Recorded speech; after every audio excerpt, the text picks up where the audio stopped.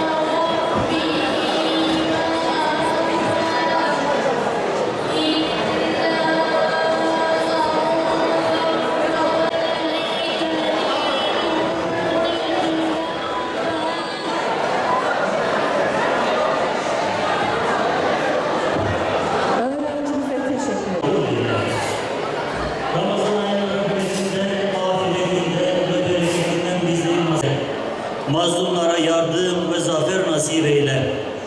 Ya Rab, Resul-i Ekrem Aleyhisselatü Vesselam'ın bereketi hürmetine bize ihsan ettiğin maddi ve manevi rızkınıza bereket ihsan eyle.